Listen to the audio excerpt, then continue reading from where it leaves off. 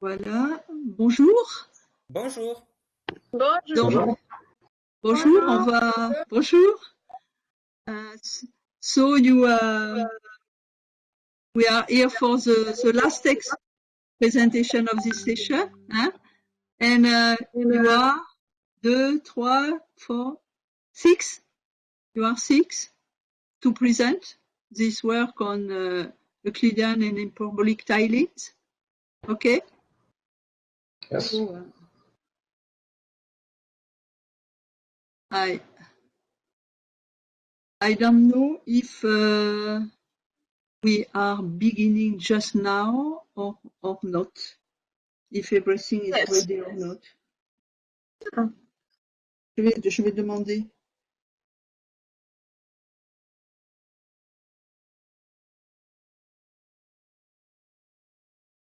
You are now unmuted.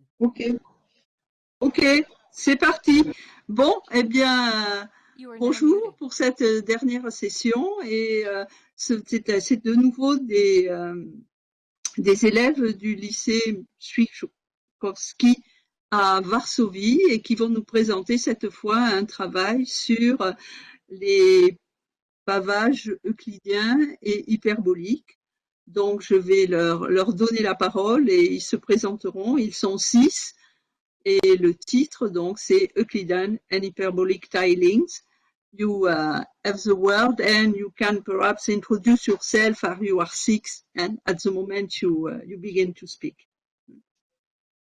You have the word. Yes, thank you very much. Hello, we are going to show you our presentation about Euclidean and hyperbolic tilings. We have been working for several months trying to resolve some math problems. The subject was given by Johann Gamser from University of Toulouse, and the presentation was prepared by students from Żmichowska High School in Warsaw. Dominika Matuszewska. Hello. Bartłomiej Winiszewski. Hello. Zofia Klimek. Hi. Dr. Ostrowski. Hello. Zofia Szpakowicz. Hi. And Milena Adamkiewicz. Enjoy the presentation.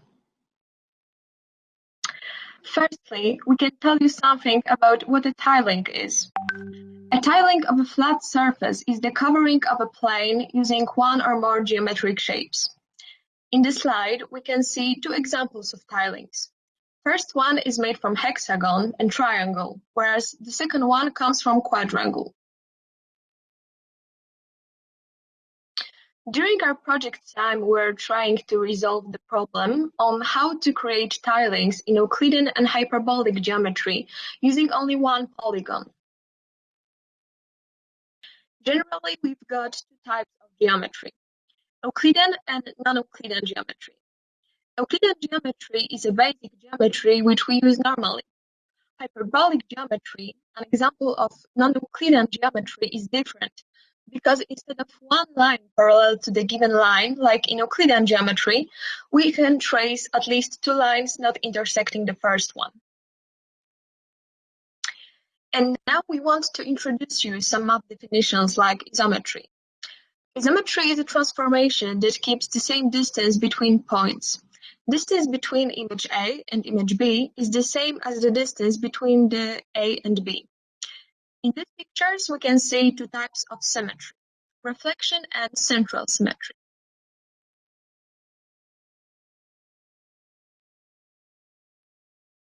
We wanted to see figures we could make a tiling from. We started from one polygon and we used center and axis to obtain a tiling. At first, we tried with a triangle. We can create a tiling with any triangle by transforming it by central symmetry, where the central point is the middle of one of the sides. And the example you can see in the picture. Then we wanted to try with a quadrangle. And we are able to create a tiling with every convex quadrangle by transforming central symmetry, where the central point is one of the sides. For us, it appears to be impossible to create a tiling with a regular pentagon. But we can create a tiling using pentagon, which possesses two right subsequent angles, by transforming it by central and axial symmetry. Unfortunately, we don't know if it's possible to create a tiling with every pentagon. So now I'd like to talk about hexagonal tilings and summarize our work. Firstly, we tried to create some of the easier tilings, for example, made out of regular hexagons. We thought that this one would be possible to make, so after some time with GeoGebra, we constructed the one visible on this slide. And by doing so, we answered our assumption. Next, we tried to experiment a bit, and we came to the conclusion that we are able to create a tiling from hexagon with two sides parallel to each other, which also have the same length, and two other non-parallel pairs of the same length per pair. To understand it better, I advise you to take a look at the picture on this slide. After some more experimentation, we are able to create a tiling from a hexagon with three pairs of parallel sides. The example is visible right now.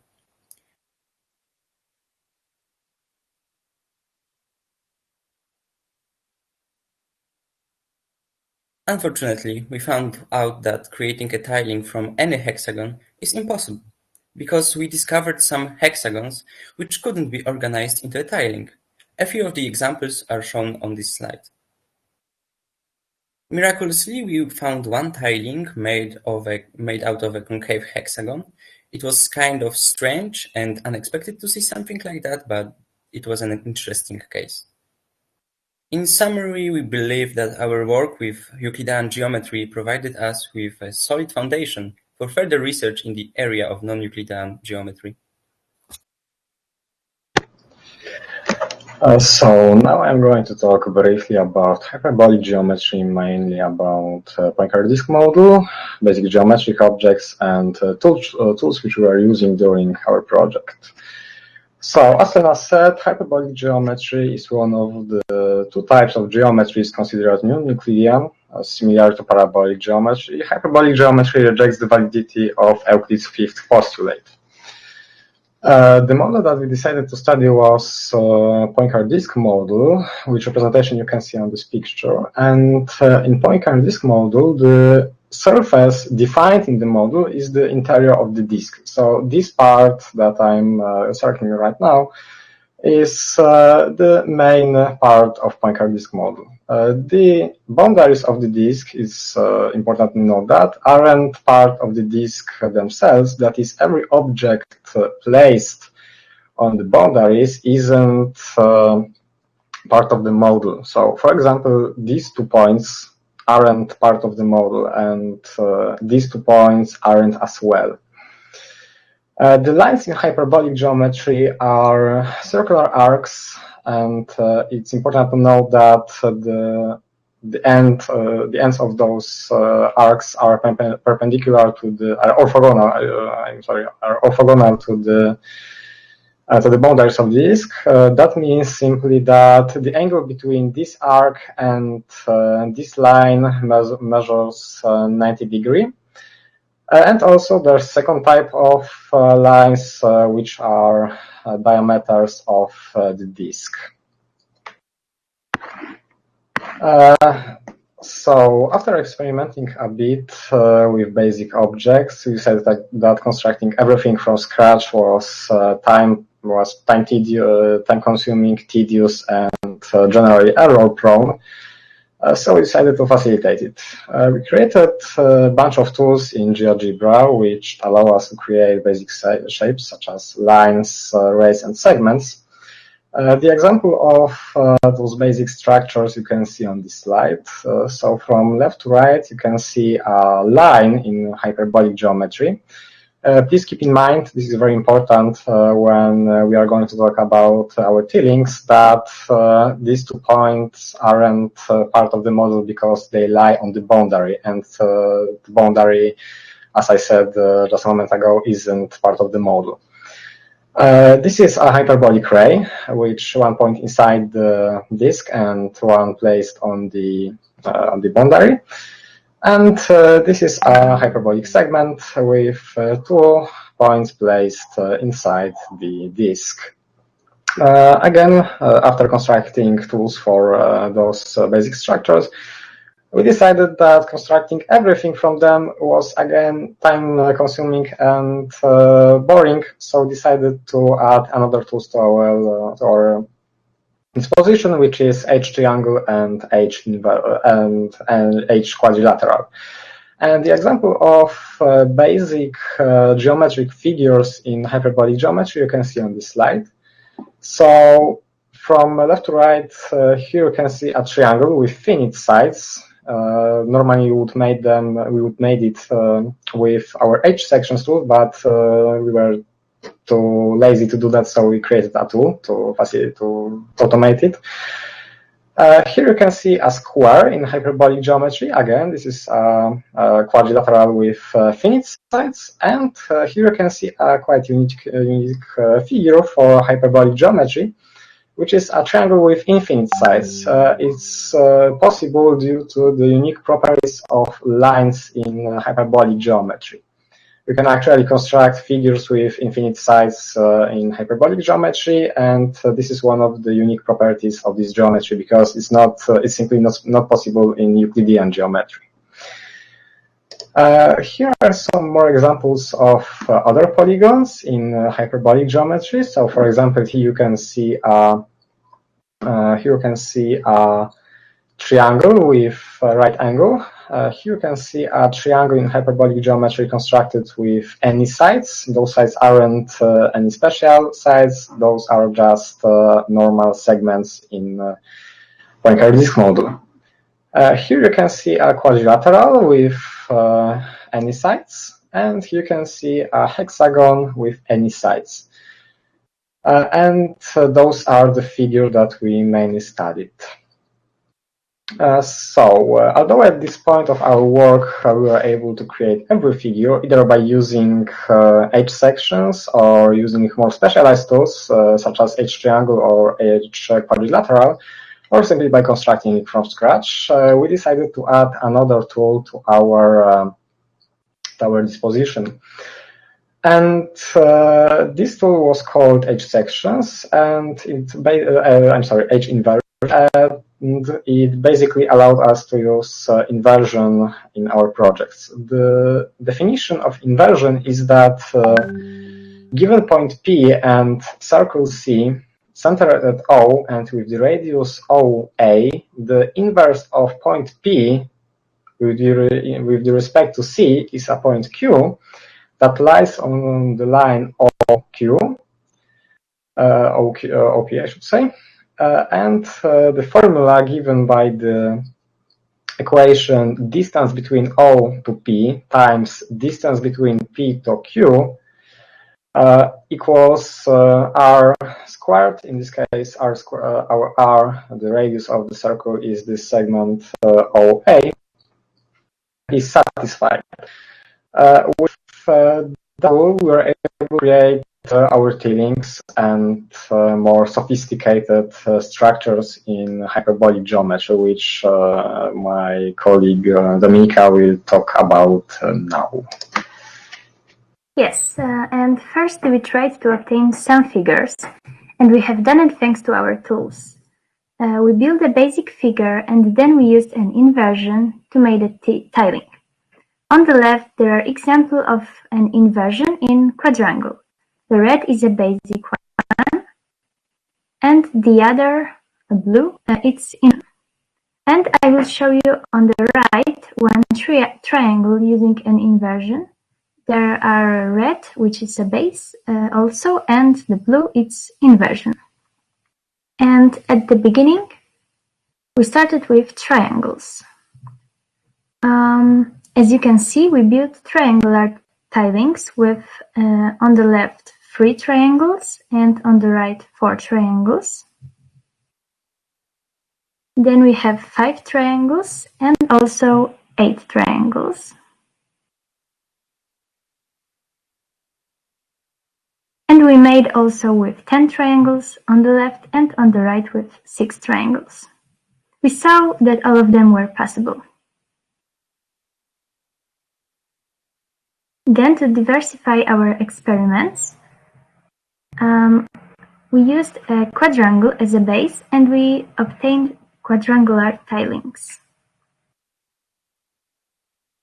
But unfortunately, we discovered that some quadrangle were impossible to create tilings, and our results we present in the pictures. Before we finish our presentation, we'd like to show you our animation where you can see hyperbolic tillings made with triangles and quadrangles.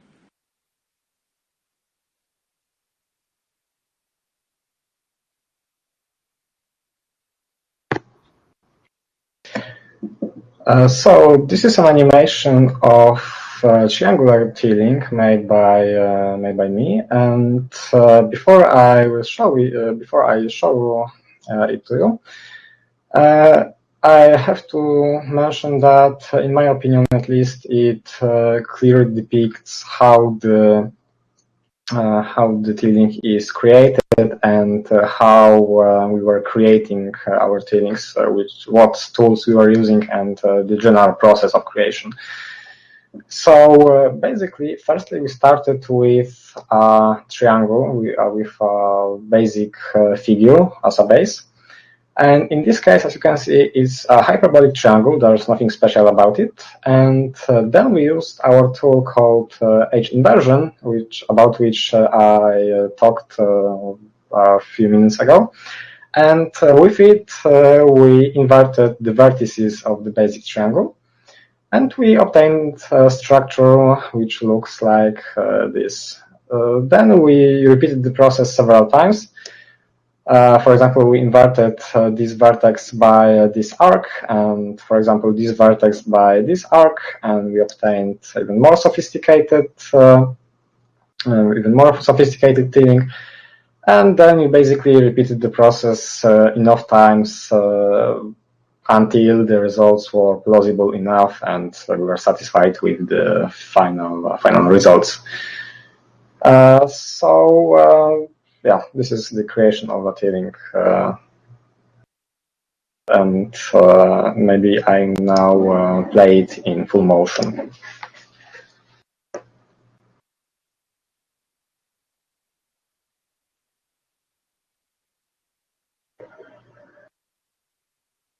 And then it returns to the initial state.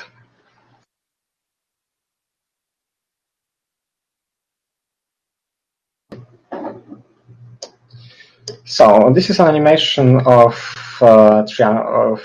tilling with triangles. So we also made another animation with quadrangular tillings, and I will let my colleague Zosia speak more about the later one.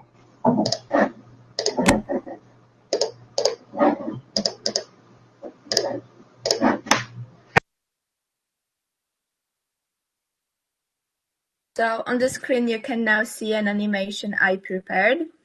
It was created, its base is a quadrangle, as you can see.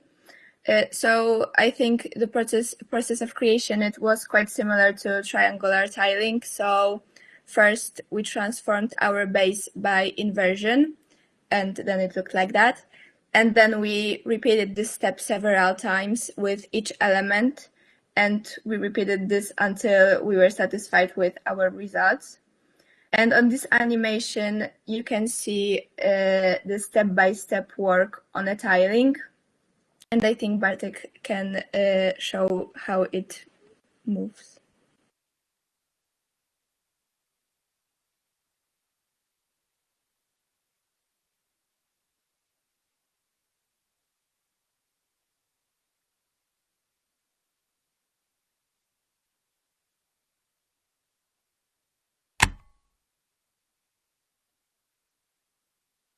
Euclidean geometry is the art of form that we've all been learning in school.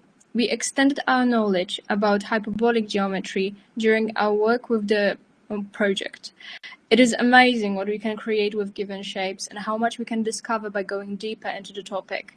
Euclidean geometry was based on an idea of geometry as an axiomatic system. Therefore, the essential difference between Euclidean and hyperbolic geometry is the nature of the parallel lines. To summarize things up, we've succeeded to build tillings using multiple different figures. It is indeed possible to create a shape by using triangles and quadrangles. We have to mention that it is not the end, and we encourage you to look for further possibilities. Thank you for your attention. Thank you.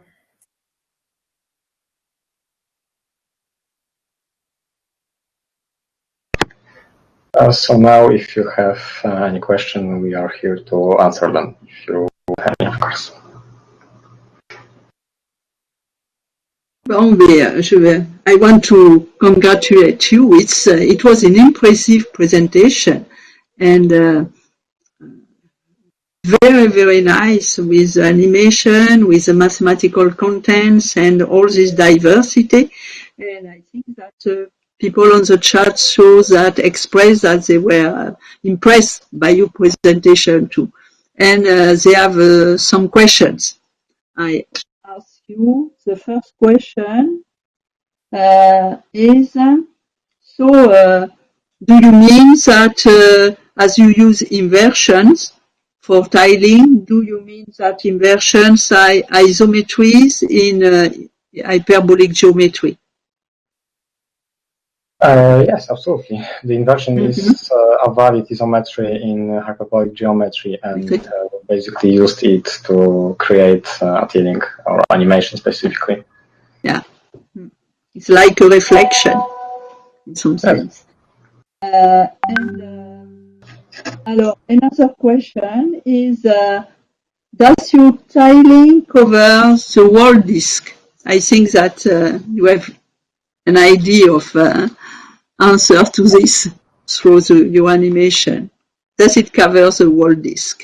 So the disk in a Poincaré disk model is infinite, so we can't cover all of it. Basically, we cover as much as we can. Also, GeoGebra has a bit of problems with calculating things. So sometimes the lines in our tillings in very, very if we inverse it too much times, it starts to misalign and the tilling starts to look a bit of I don't know, broken. Yeah, exactly. Also, I would like to add that the GeoGebra isn't the perfect tool. It has quite a big limit on floating point numbers. So, as Dorje said, there's a certain range in precision, and after that range, it's about 9 places after the virgule, 9 decimal points, it breaks and it loses its precision. So it's not, it's possible to create a tilling, but to a certain extent, it's not possible to create an infinite tilling which aligns perfectly. It's just a limitation of a computer program. Thank you. Other question. In the animation, all triangles have a vertex common with the starting triangle. I am not sure that this is the case. Is it the case in your animation that all triangles have something in common with the first initial triangle? I mean, though the derived triangles are similar to the base triangle. No, I am not. Honestly, I don't know, but perhaps you can show again and slowly the animation, and to be sure, but I am not sure. And personally, I have another question. And so you have, in the Euclidean geometry, we have a lot of strict limitation when we want to make a regular tiling with regular polygons. And it seems that what you have explored in hyperbolic geometry, you have much more possibilities for for doing different types of tiling.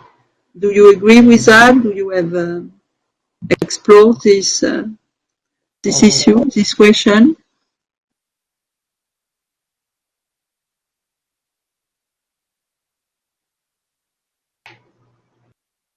Well, to us, it appears that we certainly have more possibilities, but to be completely honest, we didn't explore enough the subject.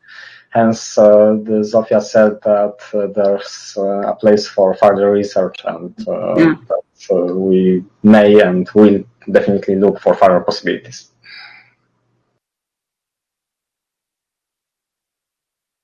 Another question, did you study colored tilings in hyperbolic geometry, for instance? Just moving, changing colors and introducing some pattern of coloring.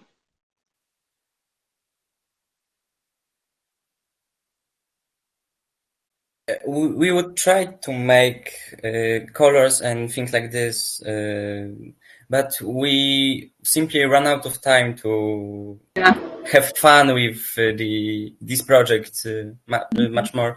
Maybe if the congress, I don't know, will be not by internet, I don't know, in next year or something like this, we would make much more, and explore a bit more. Of course, this is also basically we had an idea to make some tiling in real, but we can't create. Yes. Sure. So we will perhaps meet in another not virtual MATH.en.JEANS congress, next year, and see another presentation with ongoing research on these hyperbolic tilings and with realizations. Could be.